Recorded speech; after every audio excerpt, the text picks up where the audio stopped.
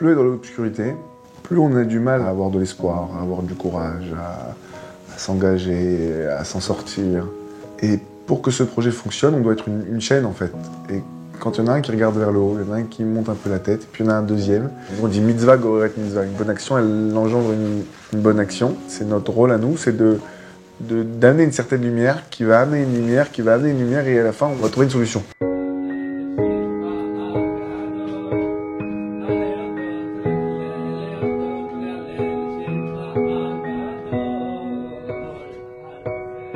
Ça fait 4 ans que je pars en mission pour partager la lumière. Pendant ces missions, on traverse la France à la recherche de juifs de province un peu isolés.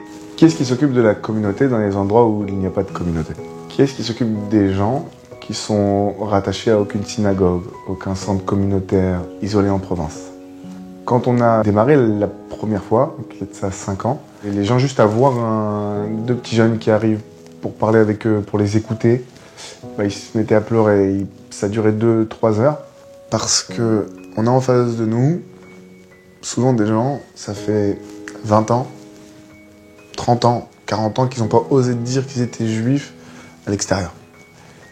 Et là, on a compris qu'il y avait un manque. La première fois que je suis parti en mission, j'ai été très touché, très fier, parce qu'on sent réellement qu'on amène la lumière, on amène des sourires. C'est un sentiment très spécial. Je n'arrive pas à garder mon cap.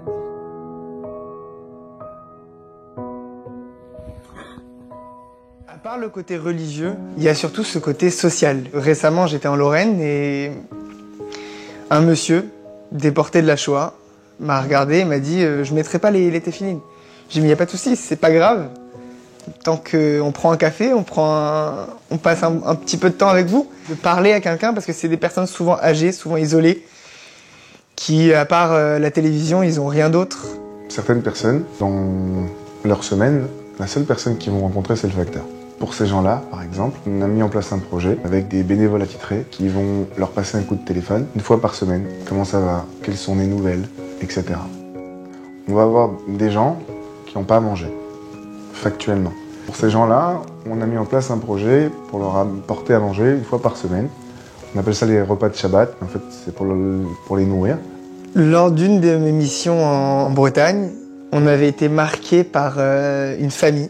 C'était une dame qui vivait en HLM avec 3 ou 4 enfants. Son mari l'avait laissée en plan avec les enfants, etc. et était parti. Et aujourd'hui, elle n'avait plus de quoi vivre. Et quand on est rentré dans la maison, on a vu que c'était une dame religieuse qui avait préparé toute la fête de Hanouka pour ses enfants.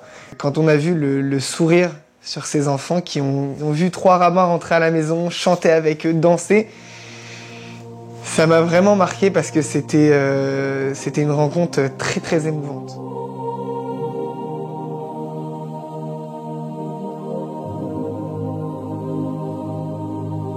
Le tissu social se construit autour d'une communauté. On est en famille, et du coup il y en a un qui a un problème, on va s'occuper de lui. On va tous se mobiliser pour l'aider.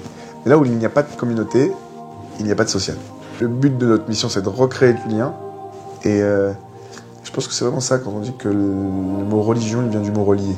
Un des messieurs qui n'avait pas à manger, on a pris l'initiative de lui envoyer des repas tous les Shabbats, des repas cuisinés. Et au bout de 4 mois, il m'envoie un message, il me dit « Je voudrais vous remercier personnellement parce que vous m'avez sauvé la vie.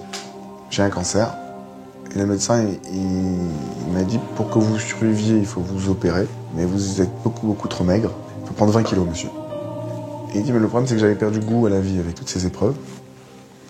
Quand vous m'avez ramené des plats qui avaient le goût de ce que ma mère me cuisinait petit, il a dit « J'ai retrouvé la gourmandise. » Et du coup, il s'est mis à essayer de cuisiner, à essayer de retrouver.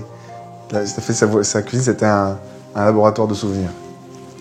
Et là, j'ai pris 20 kilos, je me suis fait opérer, et je vous dois la vie.